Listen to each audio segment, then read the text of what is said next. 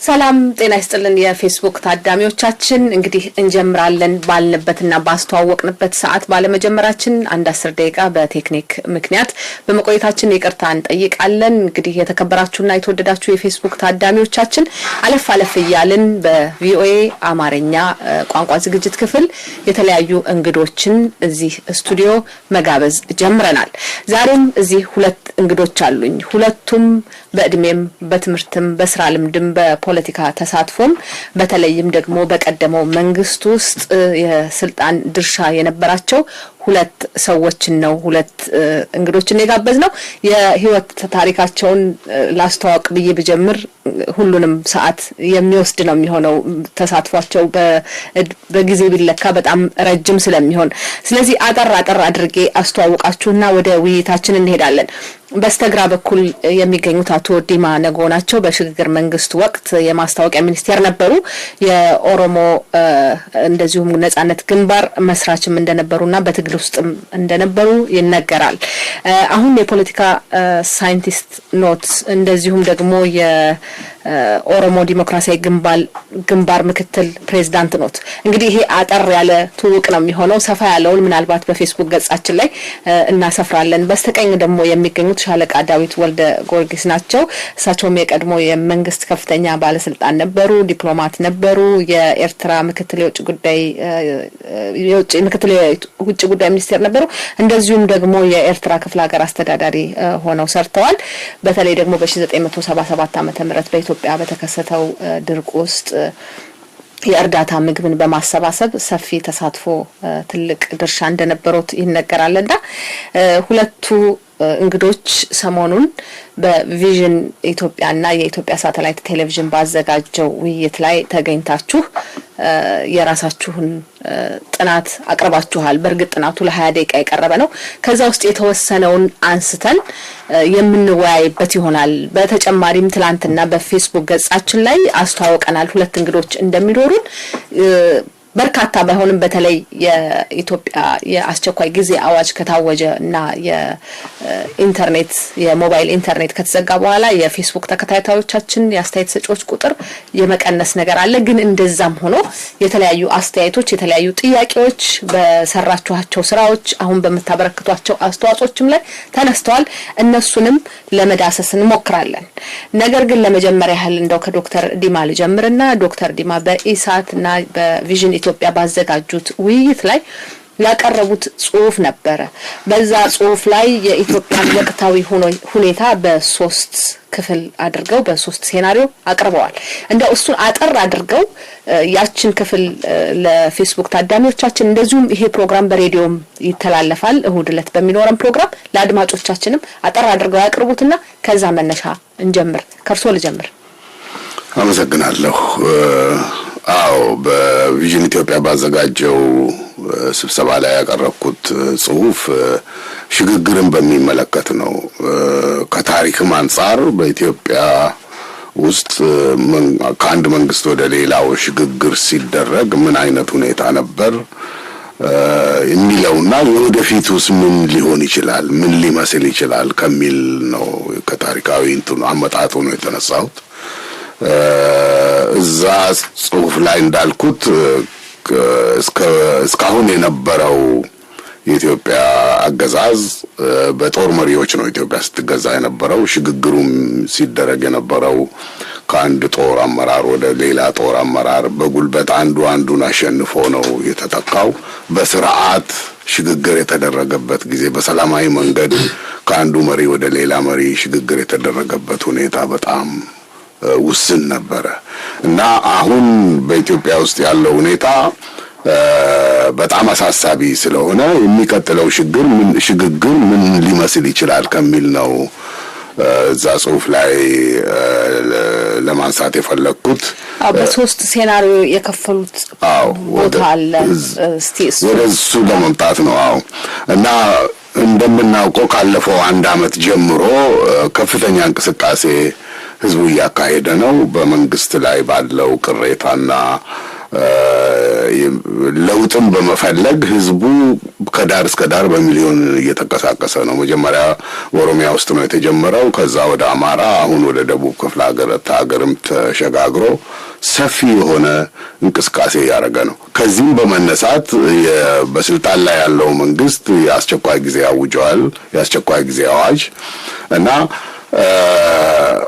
የሚቀጥለው የወደፊቷ ኢትዮጵያ ከዚህ ስርዓት ወደ ሌላ ስርዓት የምትሸጋገርበት ሁኔታ ምን ሊመስል ይችላል ከሚል ሶስት አይነት ሁኔታዎች ሊፈጠሩ ይችላሉ የሚል ነው እዛ ላይ ያስቀመጥኩት። አንዱ የመጀመሪያው ምናልባት ይሄ የህዝብ ግፊት የውጭም ግፊት ተጨምሮበት እንደዚሁም ደግሞ የወደፊቱን የአገሪቷንም የወደፊት እድል በመመልከት ይሄ በስልጣን ላይ ያለው መንግስት ለድርድር ራሱን ክፍት ካደረገ የፖለቲካ ስፔሱን የፖለቲካ መድረኩን ትንሽ ከፈት አድርጎ ሌሎች የፖለቲካ ኃይሎችን የአገሪቱን ህዝቦች ተቃዋሚ ፖለቲካ ኃይሎችን ሀገር ውስጥም ውጪ ያሉትንም ጨምሮ የሚያሳትፍ ጉባኤ አድርጎ ወደ ተሻለ ወደ ሰላማዊ ሽግግር አገሪቱን የመምራት ሁኔታ ሊኖር ይችላል። የዚህ መንግስት ጠባይ በስልጣን ላይ ያለውን ፓርቲ ጠባይ ስናይ እንደዚህ አይነት ሁኔታ ይመጣል ብለን ተስፋ ብናደርግም በጣም የጨለመ ሁኔታ ነው ያለው። ይሄ ካልሆነ ሁለተኛው ደግሞ ሰናሪዮ ሊሆን የሚችለው በህዝብ ግፊት ይህ ስርዓት በህዝብ ግፊት ይወድቅና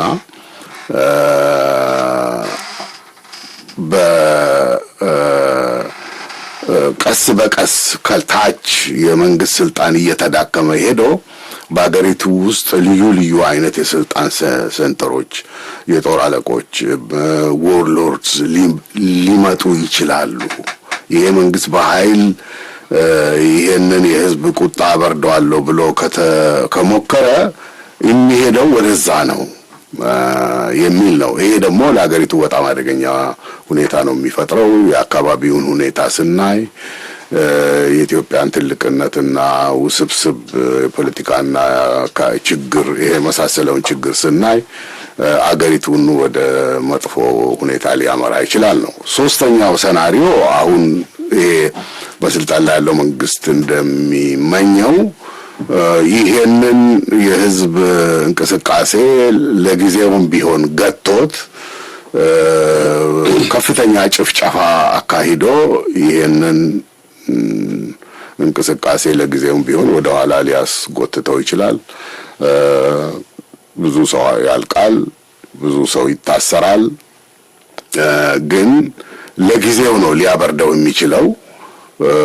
ምናልባት ለተወሰኑ አመታት እንግዲህ ወደ ኋላ ሊገፋው ይችላል ማለት ነው። በጣም እናመሰግናለን። እንግዲህ በውይይት እንመጣበታለን። እሱ ላይ ወደ ሻለቃ ዳዊት ልሂድና ሻለቃ ዳዊትም እንዲሁ በኢትዮጵያ ውስጥ የብሔር ግጭት ሊነሳ ይችላል የሚል ስጋት እንዳሉት የፖለቲካ ፓርቲዎች በተለይ በውጭ ሀገር ያሉት መተባበር አለባቸው የሚል እንደዚሁም ደግሞ የኢትዮጵያ መንግስት ይወድቃል።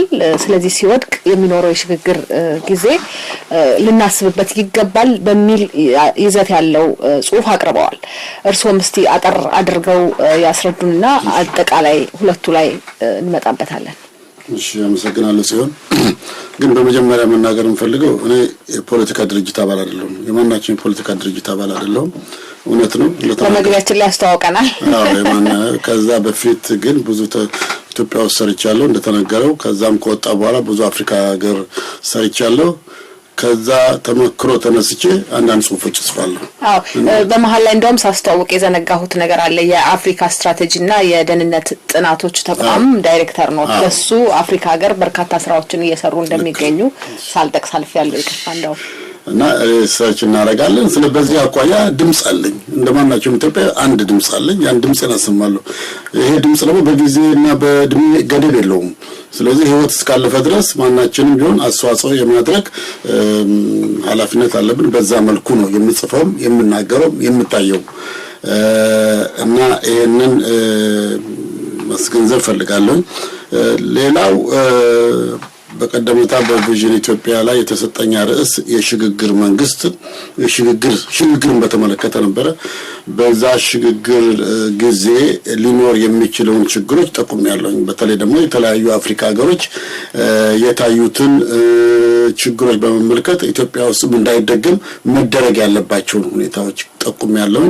በተለይም ደግሞ በአሁኑ ጊዜ አጋጣሚ ሆኖ በማንፈልገው መንገድ ኢትዮጵያ ውስጥ የሚደረገው ትግል በብሔረሰቦች አኳያ ነው የሚደረገው ትግል። በዛ መልኩ ስለሆነ ምናልባት አገራዊ የሆነ ኢትዮጵያዊ የሆነ ንቅናቄ ቢሆን ኖሮ ጥሩ ነበር። ግን አሁን በብሔረሰቦች አኳያ ስለሆነ ያንን ደግሞ አመራር ተገቢ አመራር ስለሌለው ይሄ ሁኔታ እየገፋበት ከሄደ ቅን ካልተቀናጀ ትብብር ከሌለ በሜዳ ላይ የሚደረገው ትግል ወደማንጠብቀው አቅጣጫ ሊሄድ ይችላል የሚል ስጋት ስላለ ያንን በዛ ስብሰባ ላይ የጠቆምኩት ምንድነው ሊያፈርሰው ሽግግር ወደ ሽግግር ደረጃ እንዳንደርስ ሊያደርጉ የሚችሉ ሁኔታዎች ምንድናቸው ብዬ እነዛን ጠቁሜያለሁ።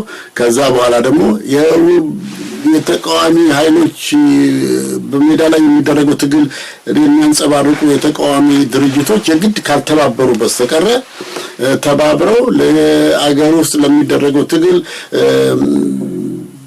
የማስተባበር መልእክት ካልተላሳለፉ በስተቀር ትግሉ ወደማይፈለግበት አቅጣጫ እንዳይሄድ አመራር ካልሰጡ በስተቀር ችግር ይፈጠራል።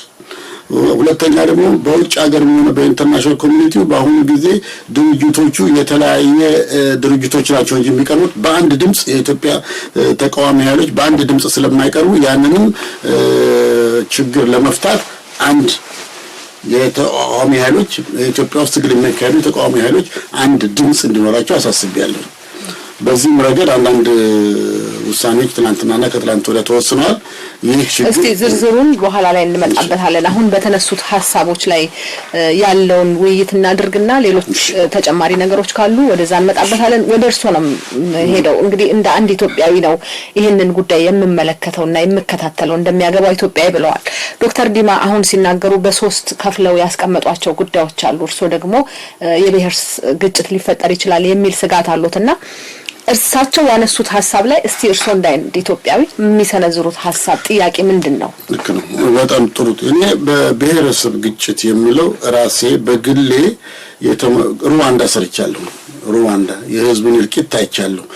አንድ ህዝብ መካከል የእርስ በርስ ጥላቻ ሲፈጠር ወደ ምን አቅጣጫ ሊያመራ እንደሚችል ተገንዝቤያለሁ። በዛ አቅጣጫ ያሁኑ ሁኔታ የሚታየው ኢትዮጵያ ውስጥ በብሔረሰቦች መካከል ያለው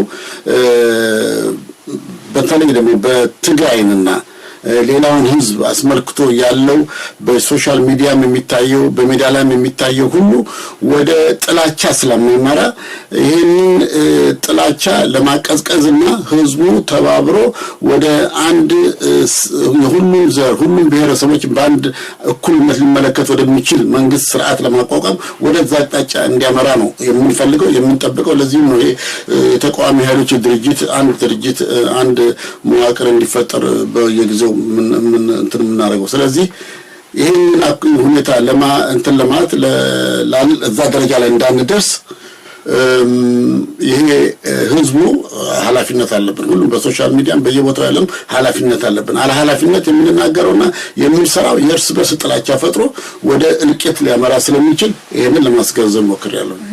ዶክተር ዲማ እንግዲህ ያነሱት ላይ ለምሳሌ ከመንግስት ጋር መነጋገር እንደ አንድ አማራጭ አንስተው ግን እሱ ደግሞ የማይሳካ ሊሆን ይችላል ብለዋል። እንደዚሁም ደግሞ መንግስት የሚወስዳቸው እርምጃዎች ግጭቶቹን ተባብሰው እልቂትም ሊመጣ ይችላል። አሁን ወይም በሶስተኛነት ደግሞ በስልጣን ላይ ያለው መንግስት ደግሞ አሁን ያለውን ጫና ቀጥሎበት ከሄደ እንደዚሁ የባሰ ነገር ሊመጣ ይችላል ብለው በሶስት ይክፈሏቸው እንጂ አንዱም አማራጭ ሐሳቦች አይደሉም። ስለዚህ ምንድነው ታዲያ የሚሉት? የተሻለው መንገድ እኔ እዛ ጉባኤ ላይም ያቀረብኩት ከሶስቱ አንዱ ሴናሪዮ ይሄ መንግስት ትንሽ የፖለቲካ መድረኩን ከፈት እንዲያደርግ ነው።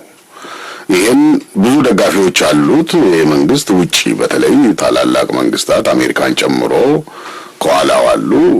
ከፍተኛ ተጽዕኖ ሊያደርጉ ይችላሉ። እነዚህ መንግስታት በሌሎች ሀገሮች እንዳደረጉት ሁሉ ሳንክሽን ሁሉ ያደርጋሉ። በሚያንማር፣ በደቡብ አፍሪካ የዛሬ 20 ዓመት በፊት፣ በዚምባብዌ ላይ አሁንም እየተካሄደ ጫና ለውጥ አምጣ እንጂ እና በልዩ ልዩ ሀገሮች ላይ ከፍተኛ ጫና ለማድረግ ይችላሉ። በዚህ መንግስት ላይ ግን እስካሁን ያደረጉት ምንም የለም እና ኢትዮጵያ በጣም የተወሳሰበ ችግር ያላት ሀገር ናት እና ብዙ ህዝብ የሚኖርበት ብዙ ብሔረሰቦች፣ ታላላቅ ሃይማኖቶች ያለበት ነው እና ይሄ ወደ ስርዓት አልበኝነት ከሄደ ሲቪል ዎር ወይም የእርስ በርስ ጦርነት ሻለቃም እንዳለው የብሔረሰቦች ግጭት ይሄንን ሁኔታ ሊያስከትል የሚችል ነው። ይሄ ደግሞ ለማንም ስልጣን ላይ ያለውን ስርዓት የሚጠቅም አይደለም። በእርግጥ ኢትዮጵያን የመምራት ኃላፊነት የኔ ነው ብሎ ከወሰደ ኢትዮጵያን ከዚህ ወደ ተሻለ ህይወት ሊያመራት የሚችለውን አቅጣጫ ይሄም ደግሞ በመግባባት ሁሉ ኢትዮጵያ የሁሉም ሀገር ናት። የተወሰኑ ቡድን ወይም የቲፒኤልኤፍ ወይም የኢፒአርዲኤፍ የተወሰነ ቡድን ንብረት አይደለችም እና ለሁሉም ህዝብ ከፈታ አድርጎ ሁሉም በአገሬ ጉዳይ ያገባኛል የሚል ሁሉ የተሳተፈበት ብሔራዊ ጉባኤ መጠራት ያለበት ይመስለኛል። እና ይሄ ብሔራዊ ጉባኤ እንዴት ነው ወደፊት ኢትዮጵያን ምን ወስዳት ወደፊት ኢትዮጵያን ለመውሰድ ምን እርምጃዎች መውሰድ አለብን ብሎ መክሮ አብሮ አንድ ውሳኔ ላይ ደርሶ የሽግግር ስርዓት መስርቶ ወደፊት መራመድ አለብን። ይህ ካልሆነ ወደ ጥፋት ነው የሚሄደው። ይህ መንግስት መውደቁ የማይቀር ነው። ግን አወዳደቁ አገሪቷንም ይዞ እንዳይወድቅ ለማድረግ እነሱም ኃላፊነት አለባቸው። ይሄንን የውጭ ኃይሎችም እንግዲህ ግፊት እንዲያደርጉ ነው ዋናው ጥረታችን እና ሻለቃ ዳዊት እንዳለው አብዛኛውን የኢትዮጵያን ተቃዋሚ ኃይሎች የፖለቲካ ኃይሎች ወደ አንድ ለመሰብሰብና በአንድ አፍ ሊናገሩ እንዲችሉ የውጭውንም ዓለም በአንድ መልክ ቀርበው ይሄ ተጽዕኖ ሊጠናከር የሚችልበትን ሁኔታ ለመፍጠር የሚያስችላቸው መድረክ እንዲፈጥሩ ከፍተኛ ጥረት እየተደረገ ነው። ዶክተር ዲማ እንግዲህ እዚህ የፖለቲካ እንቅስቃሴ ውስጥ ከቆዩ በጣም ረጅም ጊዜዎት ነው። ኢህአዴግ ስልጣን ላይ ከመውጣቱ በፊትም በትግል ጊዜም ነበሩና የኢትዮጵያን የፖለቲካ ሁኔታ ያውቁታል። የኢትዮጵያን የፖለቲካ ሁኔታ ወደ ኋላ ዳሰን ለመመልከት ረጅም ጊዜ ቢፈጅም ነገር ግን በተደጋጋሚ የሚነሳው የኢትዮጵያ መንግስት የሚቃወሙ ሰዎች የሚያነሷቸው ጥያቄዎች እስካሁን ድረስ መቀጠላቸውን ነው። ኢህአዴግም ስልጣን ላይ ከወጣ በኋላ 25 ዓመት ነው አሁን እስካሁን መቀጠሉ ነው። የኢትዮጵያ መንግስት በውጭ የሚገኙ የዲያስፖራ የተቃዋሚ አባላትን አገር በመበጥበጥ ይከሳቸዋል። እነሱ የሚያራምዱት ፖለቲካ ነው ኢትዮጵያ ውስጥ ያለውን ህዝብ ወደ አልተፈለገ አቅጣጫ የሚወስደው ብሎ ይከሳቸዋል። በውጭ ያሉት ደግሞ እንደዚህ አይነት ሀሳቦችን የሽግግር የውይይት ጊዜ እያሉ አሁን እዚህ ደርሰዋል። አሁን ደግሞ በቅርብ ጊዜ እንደሚታየው ኢህአዴግ ዝግጁ ባይሆንና ውይይት ባይደረግ በእናንተ በኩል ምን ሌላ የተሻለ አማራጭ አለ ብለው ነው የሚያስቡት? እንግዲህ አገር ውስጥ እኮ የፖለቲካ መድረኩን ዘግቶ አገር ውስጥ ያሉ ተቃዋሚ ኃይሎች ከህዝብ ጋር እንዳይወያዩ፣ ህዝብ እንዳያደራጁ፣ አመራር እንዳይሰጡ ያደረገው እኮ በስልጣን ላይ ያለው መንግስት ነው። ለዚህ ነው ህዝቡ ከዛ ውጪ አመራር የሚፈልገው እና ውጪ ያሉት በልዩ ልዩ ዘዴዎች በሶሻል ሚዲያ በመሳሰለው ህዝቡን ለማነሳሳት እድል ያገኙት እኮ አገር ውስጥ ያለው የፖለቲካ መድረክ ስለተዘጋ ነው። እነዚህ ውጪ ያሉትም የፖለቲካ ኃይሎች አብዛኛዎቹ ለምሳሌ እኔንም ጨምሮ መጀመሪያ ወደና አይደለም ከሀገራችን የወጣ ነው። ካልወጣችሁ ለህይወታችሁ እኛ ኃላፊነት የለንም ብለው ነግረውን ነው። በዚህ ነው እንደዚህ ተገፍተን ነው የመጀመሪያው አመት ሽግግር መንግስት ውስጥ ተሳትፈን ከዛ በኋላ ተገፍተን ነው ከሀገራችን እንድንወጣ የተደረግነው እና ወተን ደግሞ ዝም ብለን አንቀመጥን። የሀገራችን ሁኔታ ይመለከተናል። ይሄ መንግስት ወደ መጥፎ እየመራት መሆኑን ይሄን ሀገር እና በልዩ ጊዜ አሁን ለምሳሌ የኛ ድርጅት የኦሮሞ ዴሞክራሲያዊ ግንባር የተለያዩ ደብዳቤዎች ለዚህ መንግስት ጽፏል። በስልጣን ላይ ያሉትንም ጠቅላይ ሚኒስትር አግኝተን አነጋግረናል እና አያያዛችሁ ልክ አይደለም። አሁን ምን የተጨበጠ ነገር አላችሁ? ምንም የለም። መልስም አልተሰጠንም። በእናንተ በኩል ለደጋፊዎቻችን ወይም ደግሞ ለአባላቶቻችን ወይም እንታገልለታለን ለምትሉት ህዝብ እጃችሁ ላይ የተጨበጠ ነገር ምን አለ የምትሰሩት? እንግዲህ ህዝቡ ማደራጀት ነው የኛ ስራ።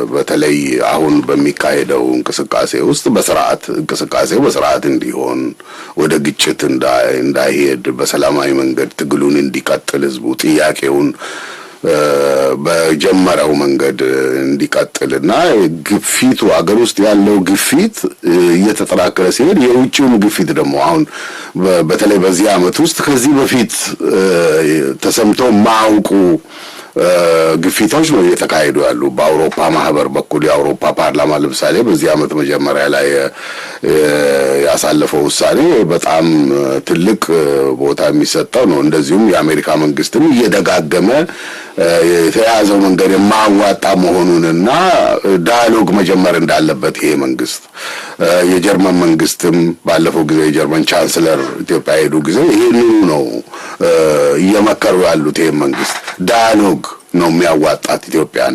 ሪፕሬሽን ይሄ በጦር ህዝብ በመግደል በማሰር አዋጣም የሚል ነው እና የአስቸኳይ ጊዜ አዋጁ ደግሞ ያንን ከዚህ በፊት ያደርጉ የነበሩትን ሪፕሬሽን በበለጠ ለመቀጠል ያደረጉት ነገር ነው እንጂ ምንም የፖለቲካ መፍትሄ የሚያመጣ አይደለም። በኢትዮጵያ ውስጥ ያለው ችግር የጸጥታ ችግር አይደለም፣ የፖለቲካ ችግር ነው። የፖለቲካ ችግር ደግሞ የፖለቲካ መፍትሄ ነው የሚፈልገው። የጸጥታ ችግር ነው የጸጥታ የሶሉሽን የሚጠይቀው። አስቸኳይ ጊዜ አዋጅ የሚፈልገው ይሄ ነው ያለው የፖለቲካ ችግር ነው። ለፖለቲካው ችግር የፖለቲካ መፍትሄ ማምጣት አለባቸው። ሻለቃ ዳዊት እዚህ ላይ የሚጨምሩት ወይም የሚቃወሙት ወይም ያልተስማሙበት ሀሳብ ካለ እርስዎ ልጠይቆትና ከኢታያጅ ጥያቄ አለኝ። የምንስማማበት ሳይሆን በጠቅላላው ስንነጋገር አሁን ሽግግር ነው የምንነጋገረው። ግን መጀመሪያ ሽግግሩ ላይ እንዴት እንደርሳለን ነው። አንዱ ፎርሙላ የቀረበው በውይይት ከዚህ መንግስት ጋር ውይይት አድርጎ ኔጎሺዬት አድርጎ ምናልባት ለውጥ ለማምጣት ይቻላል ነው የሚመስለኝ። ይሄ መንግስት የሚወያይ አይመስለኝም። ምክንያቱም በመሰረቱ የዚህ መንግስት ስርዓት ችግር ምንድነው? በኢህአደግ ይባል እንጂ ከኢህአደግ ጀርባ ያለው ቲፒኤልኤፍ ስለሆነ የቲፒኤልኤፍ መዋቅር ነው ውስጥ ያለው መንግስት ስርዓት ውስጥ ያለው። ይሄ የቲፒኤልኤፍ መዋቅር ነው በዘር ላይ የተመሰረተ ነው። ጥቂት የትግራይ ኤሊቶች የትግራይ ቡድኖች ናቸው ይሄንን አገርና ይሄን ስርዓት የሚመሩት፣ በበላይነትም የሚጠብቁት እነሱ፣ የሚቆጣጠሩት እነሱ ናቸው። እንግዲህ የቲፒኤልኤፍ ስትራክቸር መዋቅሩ የቲፒኤልኤፍ አይዲዮሎጂ ሲመሰረት ጀምሮ ቲፒኤልኤፍ አይዲዮሎጂ ያለው ያው ለህዝብ የታወቀ ነው። እነዚህ ሁለቱ ካልጠፉ በስተቀር ኢትዮጵያ ውስጥ ሰላም ሊመጣ አይችልም። እንግዲህ ኔጎሲዬሽን በሚደረግበት ጊዜ ይሄ መንግስት ይሄንን ተቀብሎ የቲፒኤልኤፍ መዋቅርና የቲፒኤልኤፍ አይዲዮሎጂ የተነሳበትን አይዲዮሎጂ አጥፍቶ በአዲስ በነጻ ከሆነ ሜዳ ተነስተን አዲስ ስርዓት እንፍጠር የሚል ላይ ራሱን ማጥፋት ስለሆነበት ይፈቅዳል አይፈቅድም ትልቁ ጥያቄ ነው።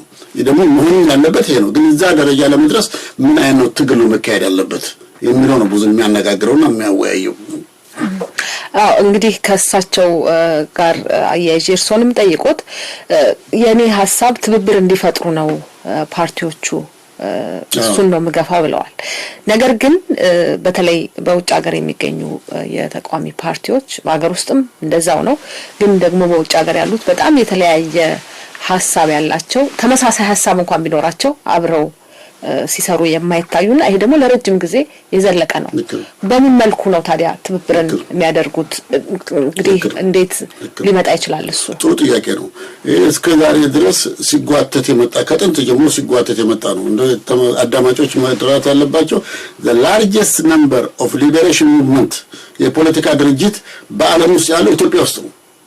እና በጣም ያሳዝናል። እና ሊበሬሽን ሞቱን የተለያየ ድርጅቶች በቁጥር ብዛት አንደኛ በአለም ውስጥ ኢትዮጵያ ነችና ይሄ ሁሉ አብሮ ለመስራት ፈቃደኛ ባለመሆን በትናንሽ በግለሰቦች ስልጣን ወይም ደግሞ የኔ ሐሳብ ብቻ ነው ተቀባይነት ሊኖረው የሚገባው ከሚለው የተነሳ ነው እና ግን አሁን ጥረታችን ምንድነው በጠባቡ በስፋት ሳይሆን ኢትዮጵያ ውስጥ ትግል የሚያካሂዱት ድርጅቶች እነሱን የሚወክሉ መሪዎች እንዲሰባሰቡና በአንድነት ይህን ትግል አቅጣጫ እንድናስይዘው ነው። እነዚህ 6 ወር 7 ወር የፈጀ ውይይት ተካሂዷል። አሁን አልቋል። ግን ዋናው ኢትዮጵያ መሰረቱ ምንድነው? ኢትዮጵያ ነች። ኢትዮጵያ በምትለውና በዘር ማትተዳደርበት በብሔር ማትተዳደርበት በቀለም ማትተዳደርበት በተለያየ መልክ በዲሞክራሲና በእኩልነት የምትተዳደር ኢትዮጵያን ለመመስረት ምን ማድረግ በሚለው ትልቁ ፍሬምወርክ ውስጥ ትልቁ ክልል ውስጥ ውይይት እንዲያካሂዱ ያደረግነውና አሁን በእውነቱ እኛ ፋሲሊቴተር ነበርን አመቻችልን። ግን እነሱ ተቀምጠው 5-6 ወር ፈጀባቸው ተስማምተዋል። አሁን ትናንትና ይፋ ወጥቷል። አገራዊ ንቅናቄ የኢትዮጵያ አገራዊ ንቅናቄ ተቋቁሟል። እንግዲህ የኢትዮጵያ አገራዊ ንቅናቄ ምንድነው? በአገር ውስጥ የሚደረገውን ትግል መልክ ለማስያዝ በውጭም ደግሞ የኢትዮጵያ ሕዝብ ትግል ድምጽ ሆኖ ለኢትዮጵያ ለዓለም ሕዝብ እንዲቀርብና ወደ ሽግግር የሚያቃርብ ሁኔታ ሲደርስ ለዛ ሽግግር የሚያመቻች ኃይል ይሆናል ማለት ነው። ይሄ በመሰረቱ ትልቅ ደስታ ነው። ትልቅ መግባባት ደረጃ ላይ ደርሰዋል። ይሄም ደግሞ የሆነው ከምን የተነሳ ነው? አገር ውስጥ ያለው ሁኔታ ጊዜ አይሰጥም። ወደማንፈልገው አቅጣጫ ሊሄድ ይችላል። ሶማሊያ አይተናል፣ ሱዳን አይተናል፣ የመን አይተናል፣ ሴንትራል አፍሪካ ሪፐብሊክ አይተናል፣ ግብጽ አይተናል። በየአካባቢያችን ያለው ሁኔታ ስናየው እንደዚህ ያለ ትርምስ ውስጥ ገብተዋል አገሮች እና እዛ ስርዓት ውስጥ እንድንገባ አንፈልግም። እንደዛ ያለ ሽብር ውስጥ መግባት አንፈልግም። የእርስ በርስ ጦርነት ውስጥ መግባት አንፈልግም። ስለዚህ በስነ ስርዓት ከተመራ ይሄ ትግል በቂ ፕሬሸር በቂ ተጽዕኖ አድርጎ ይሄ መንግስት ሪዛይን አድርጎ ምናልባት አዲስ ኤሌክሽን በአዲስ ኤሌክቶራል ኮሚሽን የዓለም ህብረተሰብ የሚሳተፍበት ኤሌክቶራል ኤሌክሽን ተደርጎ አዲስ ስርዓት መፍጠር ይቻላል። ግን ይሄን አዲስ ስርዓት ደግሞ በንግግር ላይ በቀደመታ ያነሳሁት ምንድነው ይሄንን ስርዓት ለመፍጠር ዛሬ መንግስት ወረደ ነገ መንግስት እናቋቁም ማለት አይቻልም።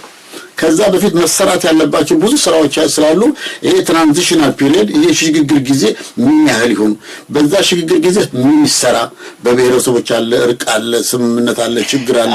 ነገር ቮት ብናደርግ የሚሆነው ምንድነው በብሔረሰብ አቋያ ነው ቮት ብናደርገው ያ ቀርቶ በኢትዮጵያን ብለን መነሳት እንድንችልና ለኢትዮጵያና ያ ድርጅት ለሚያስተላልፈው መልእክት እና ፕሮግራም ቮት አድርገን አዲስ ስርዓት መፍጠር የምንችልበት ሁኔታ ላይ ለመድረስ ጊዜ ያስፈልጋል። ያንን ጊዜም ተነጋግረናል። እንግዲህ እናመሰግናለን። ያው ለማብራሪያው የተለያዩ ፕሮግራሞችን እንሰራለን፣ የተለያዩ ሰዎችን እናነጋግራለን፣ የኢትዮጵያን ፖለቲካ ሁኔታ እንከታተላለን። እንደዚሁም ደግሞ ኢትዮጵያ ውስጥ በሰላማዊ መንገድ እየታገለ የሚገኘው የኦሮሞ ፌዴራሊስት ኮንግረስ ፕሬዝዳንት ዶክተር መረራ ጉዲና የሳቸውን ሀሳብ ላንሳ። ሰሞኑን በሰጡት ቃለ ምልልስ የኢትዮጵያን የፖለቲካ ሁኔታና የትግል ሁኔታ በሶስት ከፍለው ያስቀምጡታል። አንደኛው ሀገር ውስጥ የሚታገለው ነው፣ ሌላኛው በውጭ ሀገር ሆኖ የትጥቅ ትግል የሚል፣ እንደዚሁም ደግሞ በውጭ ሀገርም ሆኖ ሰላማዊ ትግል የሚልና በድረገጽ በኢንተርኔት አማካኝነት የተፈጠረ ወጣት የተቃውሞ ቡድን አለ። ይህንን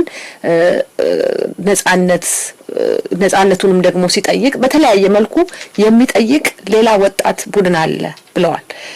እናንተም በስብሰባችሁ እንዳስተዋልኩትኝ ስብሰባችሁ ባለፈው የዛሬ 6 ወር ተካሂዶ የቀጠለ ስብሰባ ነው። አሁንም ከ6 ወር በኋላ የቀጠለ ስብሰባ ነው። አንድም ወጣት አላየሁም። አሁንም ደግሞ እናቀራረባለን የምትሉት ፓርቲ ውስጥ ይሄ የለም። የመራራቅ ያለ መገናኘት እናንተ የምትነጋገሩት ነገርና ወጣቶቹ የሚነጋገሩት ነገር ፍጹም ሩቅ የሆነ ነገር ይታያል። ይሄንን እንዴት ነው የምታስተናግዱት? ከዶክተር ዲማ ልጀምር። ልክ ነው። ይሄ የትውልድ መራራቅ የትውልድ ጋፕ ክፍተት አለ። እንደምናየው እንዳጋጣሚ ሆኖ ይሄ ያየሽው ያለፈው የቪዥን ኢትዮጵያ ጉባኤ የስኮላርስ ምሁራን ጉባኤ ስለነበረ ወጣቶች በብዛት አልተሳተፉበትም። ምናልባት እንደ ኦዲየንስ ሊሳተፉ ይችሉ ነበረ፣ ግን ወይ በጣም ጥቂት ነበሩ። ስብሰባው ላይ ብቻ ሳይሆን በመሬትም ላይ እንደምናየው ለምሳሌ የሚሰጡ አስተያየቶችን ብናይ የተሰጡትን አስተያየቶች ብናይ በሐሳብም የመራራቅ ነገር አለና መሬትም ላይ ያለውንም የስብሰባውን እንደ ምሳሌ ነው የጠቀስኩት። ወደዛ ልመጣ ነው። ይሄም ዋናው ችግር በአገራችን የዲሞክራሲ ስርዓት አለመኖር ነው ይሄን ሁሉ ችግር የሚፈጥረው። ምክንያቱም በግልጽ አገራችን ውስጥ ቁጭ ብለን ስለ አገራችን መወያየት አንችልም እና ህዝቡ ተገፍተው ወደ ውጪ ነው ያለው። ወደ ውጪ ያለው ደግሞ ውጪ ያለው አብዛኛው የፖለቲካ ድርጅት አመራር ውስጥ ያለው ያለፈው ጄኔሬሽን ነው። በተለይ ከ60ዎቹ 70ዎቹ ወዲህ በፖለቲካ በልዩ ልዩ የፖለቲካ ትግል ውስጥ የተሳተፉ ሰዎች ናቸው አመራሩንም ይዘው ያሉት። የድርጅታዊ አሰራሩን በጣም የተለያየ ነው የቆየው። የኛና ከኛ በፊት ያለው ጄኔሬሽን በብዛት በድርጅት ያምናል። የአሁኑ ወጣቱ ደግሞ በድርጅት አያምንም። በሶሻል ሚዲያ በልዩ በኢንተርኔት በሚደረግ አክቲቪቲ ነው ሐሳቡን መግለጽ የሚፈልገው፣ እንቅስቃሴውንም የሚያካሂደው፣ ግንኙነቱንም የሚያካሂደው እና ዘዴውን ይለያያል ማለቴ ነው። የጄኔሬሽናል እንትኑ በሐሳብን መለያየትን የሚያመጣው ይሄ ሊሆን ይችላል እና በእኛ በኩል በተቻለን መጠን አንድ ወጣቶችን በመመልመል ወደ ወጣቶች ቀርበን ከነሱ ጋር ውይይት በማድረግ በተለይ በአገር ውስጥ አብዛኛው የምናደራጀው ወጣቱን ነው። ምክንያቱም ከ170 በላይ የሚሆነው የሀገሪቱ የህዝብ ቁጥር ከ30 ዓመት በታች ነው። የግድ ያንን አካል ነው ያንን ክፍል ነው ማደራጀት የሚያስፈልገው። እዚህ ውጪ ደግሞ ልዩ ልዩ ኤፈርትስ እየተደረጉ ነው። በአንዳንድ አካባቢ አሁን የኦሮሞ ኮንቬንሽን ተብሎ አትላንታ ላይ የሚደረግ ጉባኤ አለ። ይሄ ሁሉንም ወጣቱንም ከዚህ በፊት የነበረውንም ጄኔሬሽን እንዲያጠቃልን ነው እና እዛ ላይ እንደው አንድ ተመሳሳይ የሆነ አቋም ላይ ለመድረስ እንዲቻል ለማድረግ ነው ይሄ ጉባኤ የተጠራውና ስለዚህ ለምሳሌ ተፈቷል ለማለት ነው። ስለዚህ የኦሮሞን ህዝብ ተቃውሞ በሚመለከት እርስዎን ብንጠይቅ ከወጣቶቹ ጋር ውይይት አላችሁ ማለት ነው? አዎ አለ። ሻለቃ እዚህ ላይ የሚሉት የሚሰጡት አስተያየት አለ? ምንም እንኳን የፖለቲካ ድርጅት የለኝም አጠቃላይ ግን እኔን ሰርሽ እንደሆነ ወጣትም አይደለም ሽማግሌ ነኝ እና ምን አለው ደግሞ ለወደፊትም ደግሞ እኔ አገር ቤት ገብቼ ፖለቲካ ውስጥ ገባለሁ ብዬ ህልም የለኝም። ነገር ግን እንደ ግለሰብ እጽፋለሁ እናገራለሁ። ለምን በዚህ እድሜ ሆነ ትጽፋለህ ማለት አይቻልም። ለምን በዚህ እድሜ ሆነ ትናገራለህ ማለት አይቻልም። ድምጽ አለኝ እናገራለሁ። የሚያዳምጥ ያዳምጣል፣ የሚጽፈው ደግሞ ይጽፋል። ያ ነው አንድ መታወቅ ያለበት። ወጣቱ ደግሞ ክፍተቱን እንዴት ትሞሉታላችሁ? መቀራረቡን ነው እንጂ ለምን ይጽፋሉ ሳይሆን ክፍተቱ የኔ ጥያቄ ክፍተቱን እንዴት ነው የምትሞሉት? ሩቅ ለሩቅ ሆናችሁ አይደለም ወይ የምታወሩት? ለምሳሌ እርስዎ የሚናገሩት ሐሳብና ወጣቶቹ የሚያራምዱት ሐሳብ ቅርበቱን እንዴት ነው ክፍተቱን የምትሞሉት ነው? እኔ የምናገረው ከወጣቶቹ ሐሳብ ጋር የሚጋጭ አይደለም። በቃላ ጥናት ነው ማካሄደው። ለምን ጥናት ሪሰርች ነው እና ከወጣቱ ሐሳብ ጋር የሚጋጭ አይደለም ፈጽሞ። ከማንም ወጣት ጋር ቁጭ ብዬ መነጋገር ይችላል። የጄኔሬሽን ኢትዮጵያን በተመለከተ ማለት ነው መነጋገር ይችላል። በሌላ ጉዳይ ጄኔሬሽን ጋፕ ሊኖር ይችላል። ግን ኢትዮጵያን በተመለከተ የምንነጋገረው በጣም የጄኔሬሽን ልዩነት ያለ አይመስለኝም። ወጣቱም ደግሞ ሊጽፍ ይችላል፣ ሊናገር ይችላል፣ ሊደራጅ ይችላል እና ውይይትን ማካሄድ ይቻላል። አሁን ለጊዜው ሆነ ቪዥን ኢትዮጵያን ሳይ አዘጋጆቹ ያደረጉት ምንድነው የጠሩት አጋጣሚ ስኮላሮቹ ወረቀት ያዘጋጁት ስኮላሮች አንድ እድሜ ላይ አንድ የተወሰነ እድሜ ላይ ያሉ ሰዎች ናቸው። ወጣቶች ሊባሉ አይችሉም አብዛኛዎቹ። ግን በኦሮሞ በኩል የተናገረው ለምሳሌ ዘውዴ ወጣት ነው። ደግሞ ሌሎችም ወጣቶች አሉ። ሴቶቹ የተናገሩት እነ ፋሲካ የተናገሩት ሁሉ በጣም ወጣቶች ናቸው። ወጣቶችም አሉ። ግን ወጣቱ መጽሐፍ ከጀመረና መናገር ከጀመረ አዳማጭ ሞልቶታል። የወደፊቱ ወጣቱ እኮ ነው የሚገዛው የሚያስተዳድረው ኢትዮጵያን። ኢንቫይት የምናደርገው የምናመቻቸውን ቢመች ወጣቱ የኢትዮጵያ ወጣት ደግሞ በጣም አሁን ፖለቲካ ውስጥ በጣም ኢንቮልቭ ነው። ከዛ ባሻገር ወጥቶ ተደራጅቶ መጽሐፍ መናገር ከሶሻል ሚዲያ አልፎ ምንም ያደረገ ይሄ አማራጭ አለ። ይሄ አማራጭ እያለ ብሎ ራሱን ድምጹን ማሰማት አለበት እንጂ ማንም የሚገድበው የለም የሚገታው የለም። ግን ለጊዜው ግን ያለን ሰዎች ደግሞ እንጽፋለን። ያው ገጣሙ እንደዚህ ያለው ውይይት ላይም ተጠርተናል። እንግዲህ ከሚነሱት ነገሮች አንዱ አብዛኛው ወጣትም ካለመሆን በተጨማሪ አብዛኛው በቀደሙት ለምሳሌ እናንተን ሁለት እንግዶችን እዚህ ጋር እናንተ ላይ ትኩረት አድርጌ ጥያቄውን ባነሳው በቀደሙት ስርዓቶች ውስጥ የነበሩ ይሆኑና በፖለቲካ ውስጥ በነበራቸው ተሳትፎ በነበረው ስርዓት ውስጥ ያደረጓቸው ነገሮች አሉ። እነሱን አምጥተው ለምሳሌ እንደዚህ ነገር ስናደርግ ነበር፣ እንደዚህ አይነት ችግሮች ተፈጥረዋል፣ እንደዚህ አይነት ስህተቶች ተፈጥረዋል፣ ለዚህ ስህተቶች እንደዚህ ነው ከሌላው ጥፋተኛ የሚሉ የራስን ኃላፊነትን የሚወስዱ ነገሮች ወደፊት አምጥተው ሲያሳዩ አይስተዋልም። ስለዚህ በወጣቱም በኩል እነሱን በዛ ነገር ተወቃሽ የማድረግ አለ የሚል አስተያየቶች ይነሳሉ። ከደረሱን አስተያየቶችም እንደዚሁ እንደው በየግላችሁ የተሰነዘሩ ሐሳቦች አሉና እሱ ላይ ምን ትላላችሁ? ለምሳሌ አርሶን በተመለከተ በኤርትራ ውስጥ በነበሩበት ጊዜ እንደው የሚያስቸኳይ ጊዜ አዋጅ ሲታወጅ እንደዚህ አይነት ተመሳሳይ የሆነ ነገር ሲፈጸም እርሶ በስርዓት ውስጥ ነበሩ የሚሉ ሐሳቦችም ተነስተዋል እና እነዚህ ነገሮች እንዴት ነው የምታዩአቸው? የቀደሙትን ስራዎች የገመገማችሁበት ችግሮቹ እነዚህ ናቸው፣ ይሄን ተሳስተናል፣ ይሄን ደግሞ ማረም አለብን ያላችሁበት ወይም ልትሉ የሚገባበት አሰራር መኖር የለበትም ወይ? እኔን በተመለከተ መጽሐፍ ጽፌያለሁ። አንድ አለ 2-3 መጽሐፍ ጽፌያለሁ። እዛ ውስጥ ደግሞ የተደረጉ ስህተቶችን ኑዛዜ አድርጌያለሁ። ስህተቱን ከአንድ ቦታ ኢቮልቭ አድርጌ የት እንደደረስኩኝ ባስተሳሰቤ መጽሐፉ ላይ ግልጽ አድርጌ በየጊዜው በተገኘ መድረክ ላይ ሁሉ በዛ ጊዜ የተሰሩ ስህተቶች በግልም ሆነ በነበርኩበት ስርዓት ውስጥ የተሰሩ ስህተቶችን በግልጽ ዘርዝሬያለሁ። አንዱ መጽሐፍ ብቻ 470 ገጽ ነው። ይሄንኑ የሚገልጽ ነው እና ስህተቶችና መደገም የሌለባቸው ስህተቶች ምንድናቸው የሚል ነገር ሌሎችም ጽሁፎች ብዙ ጽፌያለሁ በዚህ አቅጣጫና እሱ ምንም ችግር አይደለም፣ ለኔ ችግር የለብኝም። ገልጫለሁ። በተገለየ መድረክ ደግሞ ገልጻለሁ። ፖለቲካ ኢቮልቭ ያደርጋል። ፖለቲካ ዳይናሚክ የፖለቲካ ዳይናሚክ ይለዋወጣል። ያ ዳይናሚክሱ በተለዋወጠ ቁጥር ደግሞ የኛ መሳሰብ ይለዋወጣል። ከሪያሊቲው ጋራ ሜዳ ላይ ካለው ሪያሊቲ ጋራ ይለዋወጣል። በዛ መስመር ደግሞ ላለመለወጥ ትክክል አይደለም።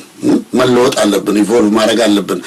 መልእክት እናስተላልፋለን ካለን ያንን የጊዜው ያለውን ዳይናሚክስ እና ያለውን የፖለቲካ ሪያሊቲ ማንጸባረቅ አለብን። ያንን በግልጽ አድርገናል። ነገር ግን መታወቅ ያለበት ኤርትራ አስቸኳይ ጊዜ አዋጅ ነበር። እኔ ስደርስ ነው አስቸኳይ ጊዜ አዋጅ ያስነሳሁት እና ኤርትራን ሲጠይቁ አንዱም ትልቁ ለኔ አክብሮት ያላቸው የዛ ጊዜ የአስቸኳይ ጊዜ አዋጁ እንዲታወጅና እንዲነሳና በተቻለ መጠን ሰው ኖርማል ላይፍ እንዲኖር ለማድረግ ሞክሬያለሁ።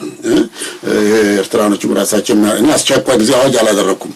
እኔ ሲሄድ ኤርትራ ውስጥ የአስቸኳይ ጊዜ አዋጅ የበለጠ ሰውን ይወስነዋል፣ ያጠበዋል፣ ያማርረዋል፣ ያከረዋል በሚል ነገር አዋጁን አስነሳው እንጂ አዋጅ አላስደረኩም የዛ ጊዜ። ዶክተር ዲማ እዚህ ላይ የሚሉት እንግዲህ እንደዚህ አይነት እንትን ሊነሳ ይችላል። በምን ጊዜም ስራ የሚሰራ ሰው ሁልጊዜ ይሳሳታል። ምንም የማይሰሩት ላይሳሳቱ ይችላሉ። ወጣቱ ደግሞ ገና ነው፣ ረጅም ጊዜ ነው ያለው ስህተትም ለማድረግ ጥሩም ነገር ለመስራት። ስለዚህ እኛ በእድሜ የገፋ ነው ረጅም ጊዜ ፖለቲካ ትግሉ ውስጥ የነበር ነው ስህተታችንም ያደረገው ሁሉ ጎልቶ ሊታይ ይችላል እና እኔ ደግሞ እንደ አንድ ሰው ሁልጊዜ ራሴን ሪፍሌክት አደርጋለሁ። እኔ በማዕከለኛው እድሜ ነው ወደ ዩኒቨርሲቲ ተመልሼ ትምህርት መማር ምርምር ውስጥ የገባሁት። ይሄም ሪፍሌክት እንዳደርግ ያለፍኩባቸውን ቀድሞውን የኔን ኤክስፒሪየንስ ለመገምገም እና ወደፊትስ ምን ማድረግ እችላለሁ ወደሚል ሁሉ ሪፍሌክት ለማድረግ ብዙ ረድቶኛል ማለቴ ነው እና ከጊዜ ጋር ለመሄድ ዓለም ይለዋወጣል። ይሄ የሚለዋወጠው ዓለም እኔም አጀስት ማድረግ አለብኝ። ማደርጋቸውን እንቅስቃሴዎችም ከዛ ጋር መመዘን ያስፈልገኛል። ስለዚህ እኔ ሁሉ ጊዜ ሪፍሌክት ማድረግ ሰው ነኝ ለማለት ነው። ሰዓታችን እንግዲህ እየተገባደደ ነው ያለው። የተከበራችሁ የፌስቡክ ተከታታዮቻችን የምትከታተሉት የአሜሪካ ድምጽ የአማርኛ ቋንቋ የፌስቡክ የቀጥታ ስርጭት ነው። ሁለት እንግዶች ናቸው እዚህ ያሉን። አጠር አድርገን ወደ ሀሳቦቹ እንምጣና ከሚነሱት ሀሳቦች ለምሳሌ ርቀት አለ። የሐሳብ ርቀት ከሚባልበት ሐሳቦች አንዱ የኦሮሞ የትግል እንቅስቃሴ ላይ ነው። በሱ ላይ ለምሳሌ አሁን ወደ አትላንታ እንሄድበታለን ያሉት ጉባኤ ለንደን ላይ የተደረገው ጉባኤ ላይ የኦዴፍም ተወካዮች ነበሩ። በሱ ላይ የተነሱ ሐሳቦች አሉ። የኦሮሞን ህዝብ የትግል እንቅስቃሴ የሚመሩት ፖለቲካ ፓርቲዎችም እንደዚሁም የተለያዩ አካላት ተገኝተው ሐሳቦችን ሰንዝረዋል። ከተነሱት ውስጥ አንደኛው ከዚህ ቀደምም ሲነሳ የነበረው የመገንጠል ጥያቄ ነው።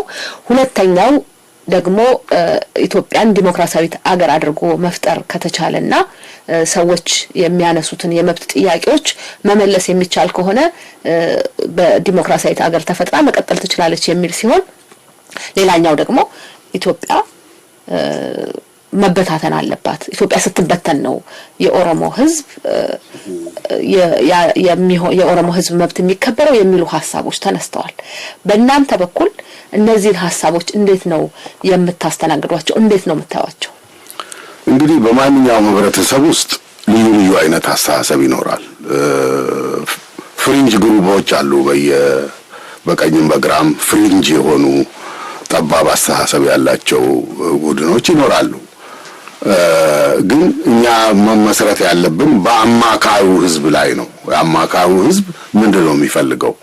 አሁን ለምሳሌ በአገራችን እየተካሄደ ያለው እንቅስቃሴ ጥያቄው ምንድነው? የህዝቡ የመብት ጥያቄ ነው የሚጠይቀው። የመሬት ባለቤትነት ጥያቄ ነው የሚጠይቀው። ራሱን የማስተዳደር ጥያቄ ነው የሚጠይቀው እና ግን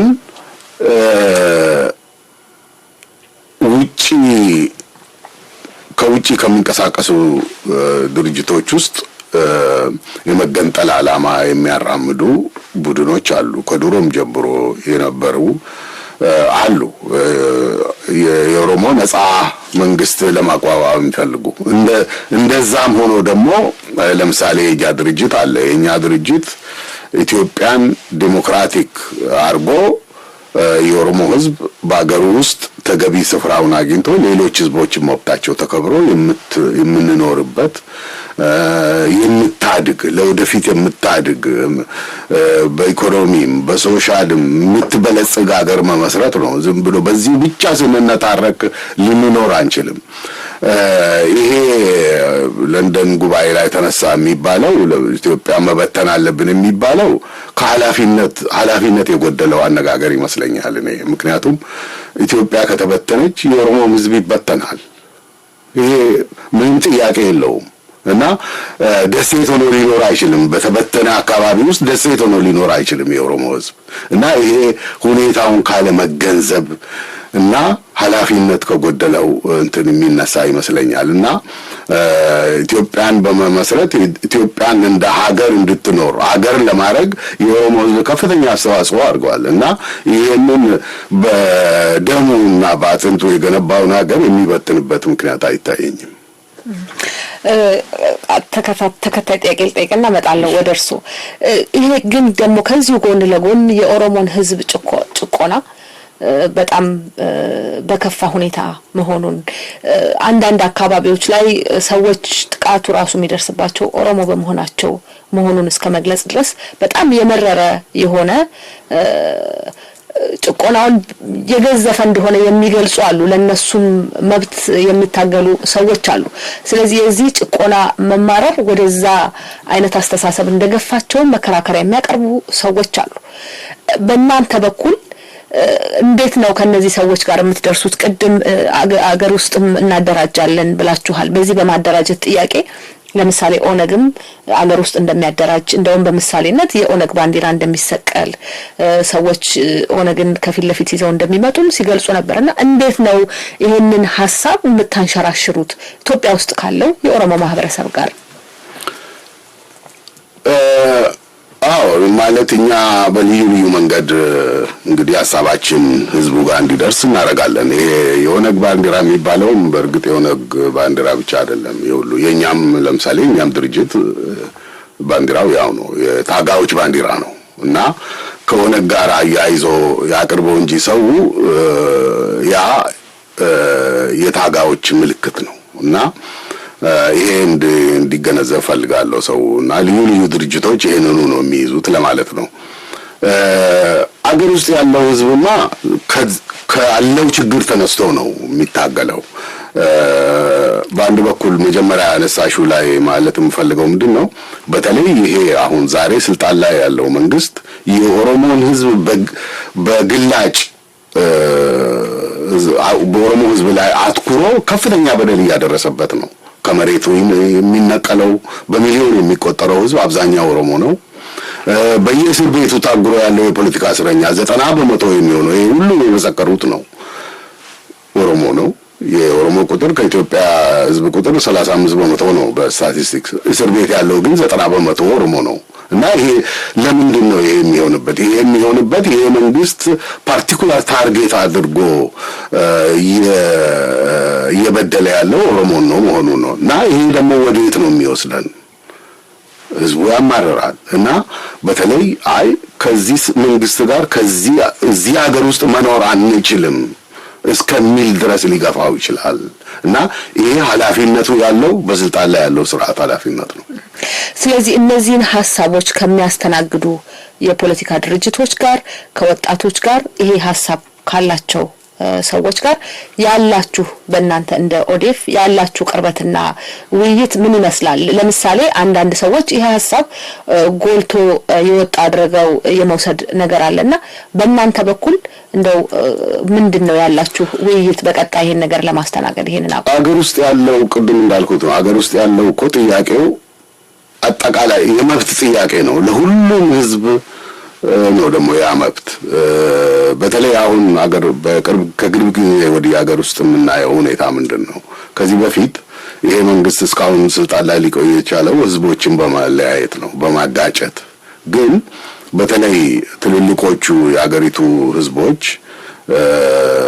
ለምሳሌ ኦሮሞና አማራ እስከ ትግላቸውን እስኪተጋገዝ ድረስ አብሮ እስከ መቆም ድረስ ያደረሳቸው ይሄ መንግስት የሚያደርገው ተጽዕኖ ነው እና ይሄ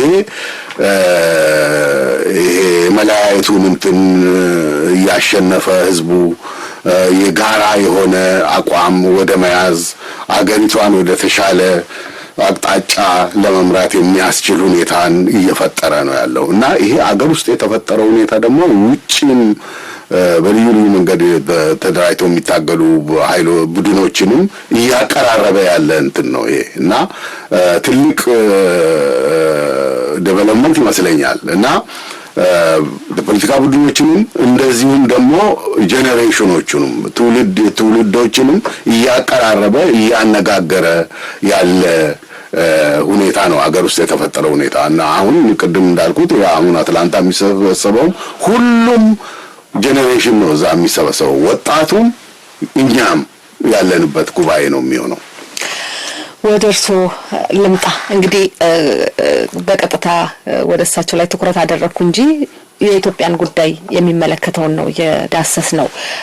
እርሶም እንደ አንድ የኢትዮጵያን ጉዳይ እንደሚከታተል ሰው እነዚህን ውጥረቶች እንዴት ነው የሚያዋቸው? እንደዚሁም ደግሞ እንደዚህ አይነት ነገር ከኦሮሞ ተቃውሞ አካባቢ እንደዚህ አይነት ሀሳቦች ሲነሱ በዛኛው መልኩ ደግሞ የኢትዮጵያን አንድነት አንድ መሆን አለባት ኢትዮጵያ የሚሉ ሰዎች ደግሞ እሱን አንስተው የሚሰጧቸው አስተያየቶች አሉ። በተለይ በማህበራዊ ሚዲያ ላይ እንደሱ አይነት ነገሮች ይበራከታሉና እዚህ ላይ የሚሰጡት አስተያየት ምንድነው? እርሱ አጭር ነው። ከወንድሜ ዶክተር ዲማ የበለጠ አላውቅም በዚህ ጉዳይ ላይ ግን ባለፉት 6 ወራት ውስጥ ይሄንን ቅድም ያልኩትን ድርጅትና የኢትዮጵያ ሀገራዊ ንቅናቄ ለማቋቋም በሚደረገው ጥረት በቅርብ ከነሱ ጋር በመስራቴ ብዙ ተምሬያለሁ። እኔ በኦሮሞ ዴሞክራቲክ ፍሮንት በኩል ያሉ አመራሮችን ባነጋገርኩበት 6 ወር ውስጥ በጣም ምኮራባቸው መሪዎች ናቸው። በኢትዮጵያ አንድነት ከማናችንም ኢትዮጵያውያን ከምንም የበለጠ ወይም እኩል በኢትዮጵያ አንድነት የሚያምኑ ናቸው እና ለኢትዮጵያ ተስፋ የሚሰጡ መሪዎች ናቸው ያሉን በአሁኑ ጊዜ በኦዲኤፍ በኩል በኦሮሞ ህዝብ በኩል ደግሞ በኢትዮጵያ ውስጥ ያለው እንደምንሰማውና እንደምናየው እንደምናነበው ሁሉ በኦሮሞ ህዝብ የኢንዲፔንደንስ የነጻነት ጥያቄ ምን ኋላ ቀር ጥያቄ መሆኑን በአብዛኛው ህዝብ ተረድቶታል። ኋላ ቀር ነው፣ የማይሰራ ነው። ይሄ ድሮ በተማሪ ንቅናቄ ጊዜ የተመሰረተ አርኬክ የሆነ ያፈጀ እንትን ነው። ይሄንን ይገነዘባሉ፣ በሙሉ አንደበት ይናገራሉ።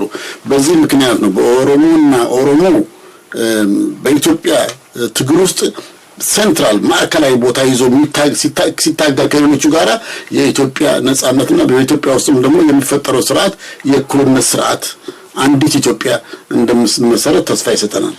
እንግዲህ ውይይቱን ሳደርግ ረሳዋለሁ መሰለኝ ሰዓቱንና የቴክኒኩን ጉዳይ እየተከታተሉ ያሉት ደሳለኝና ሱራፌል 5 ደቂቃ ቀረሽ እያሉኝ ነው። እኔ ገና በጣም በርካታ ጥያቄ ነው የነበረኝ። ወደ ከኢትዮጵያና አሁን ካለው እዚህ ሀገር ያለውና ኢትዮጵያን ጉዳይ ቀጥ ያነሳለሁ ብዬ ነበር ተዝናንቼ ያቀረብኩ ያለሁት። አንደኛው ኢትዮጵያ ውስጥ ለምሳሌ ያሉ የተቃዋሚ ፖለቲካ ፓርቲዎች አንዳንዶቹ በኢትዮጵያ የብሔር ግጭት በፍጹም አያሰጋንም ብለው ሲናገሩ ይሰማሉ። እርሶ ደግሞ የብሔር ግጭት ሊከሰት ይችላል ብለዋል። ዶክተር ዲማም እንደዛ ብለዋልና ይሄንን እንዴት ነው የምታዩት? እንደው በአንድ ደቂቃ አጠር አድርጉልኝና ወደ ማጠቃለያዎቹ እንሄዳለን። በመጀመሪያ ሰዎች ነን፣ ኢትዮጵያውያን ሰዎች ነን እና የተለየን ፍጡር አይደለም። ከማናቸውም ውጭ ሀገር ህዝብ የተለየን ህዝቦች አይደለም። ጥላቻ ስር ሲሰድ ወደ ቫዮለንስ ወደ እርስ በርስ ግጭት ያመራል። ያ እየተፈጠረ ነው። ያንን ለመክታት ጥረት ካልተደረገ በስተቀር የሚነገረው የሚደረገው ይሄ መንግስትም ደግሞ ህዝቡን የሚገፋ ወደዛ አቅጣጫ ስለሆነ ያ ሊፈጠር ይችላል እና ያንን የመቆጣጠር አንደኛ የተቃዋሚ ኃይሎች መሪዎች ያንን ማርገብ አለባቸው። አላማው በህን ስርዓት ለማስወገድ እንጂ በትግራይ ህዝብ ላይ የተሰነዘረ ጥቃት አይደለም። የትግራይ ህዝብ ተገንዝቦ ከሌሎች ወንድሞቹ እህቶቹ ጋራ ወንዙ አብሮ መሰለፍ አለበት እና ይሄንን መልእክት ማስተላለፍ ያለባቸው መሪዎች ናቸው። መሪዎቹ ስለዚህ እርሱ ስጋት አለ ነው የሚሉት? ስጋት አለ ዶክተር ዲማ? ይሄ እኮ ስልጣን ላይ ያለው መንግስት ባለስልጣኖች በቴሌቪዥን ወጥተው የሚናገሩት ነገር ነው። ይሄ ስርዓት መኖሩን አቶ ስዩምና አቶ አባይ ፀሐይ ባለፈው ጊዜ ከጥቂት ሳምንታት በፊት እንደምታስታውሱት ከሩዋንዳ የባሰ ነው የሚሆነው፣ እኛ ከስልጣን ከወረን ጂኖሳይድ ነው ኢትዮጵያ ውስጥ የሚመጣው ብለው አስፈራርተዋል። እንግዲህ እነሱ ናቸው ማለት ነው ይሄንን የሚጀምሩት። እነሱ ሊጀምሩት ይችላሉ፣ ሌላው ደግሞ ሪአክት ያደርጋል ማለት ነው። እና ይሄ ፍራቻ ሊኖር ይችላል። እርግጥ የኢትዮጵያ ህዝብ ከዚህ በፊት እንዳየነው አሁን ለምሳሌ ያለፈው መንግስት ሲወድቅ ሽግግሩ ዘመን የኢትዮጵያ ህዝብ በባህሉ ትንሽ ትዕግስተኛ ህዝብ በመሆኑ ብዙ ነገር ይተዋል። ግን ዛሬ ያለው ሁኔታ ግን እንደዛ አይደለም።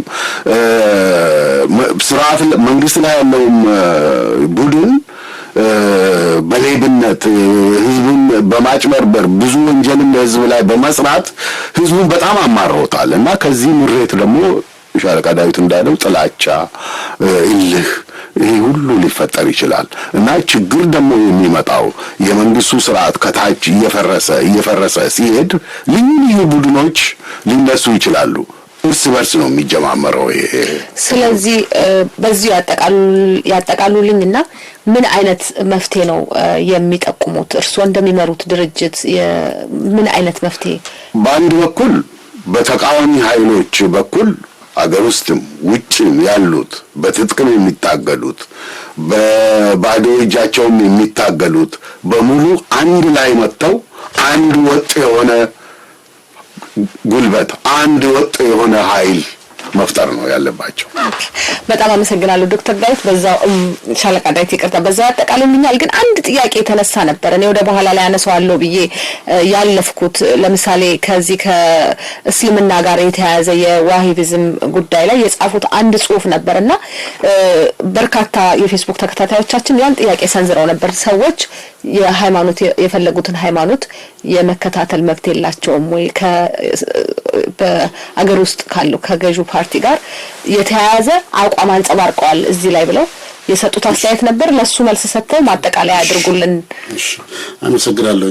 እኔ በኢትዮጵያ እስልምና ተከታዮች ላይ ይህ መንግስት ባደረገው ጥቃትና የነሱን እምነት የፖለቲካ መድረክ ለማድረግ ባደረገው ጣልቃ ገብነት ተቃውሞ ያለውን ይህንንም ለማድረግ የእስልምና ተከታዮች ወዳጆችን አክቲቪስቶችን ይዤ እዚህ አሜሪካ ነገር ፌደራል ኮሚሽን ኦፍ ሪሊጅን የሚባለው እዛ ሄጄ ተቃውሞ ሰጥቻለሁ። ከዛም ኮንግሬስ ሄጄ ይህንን ጥቃት እንዲቆም እና የአሜሪካ መንግስት እንዲያወግዝ ኮንግሬስ ሄጄ ተናግሬያለሁ። ከዛም ደግሞ በጣም ትልቅ ሰርኩሌት ያደረገ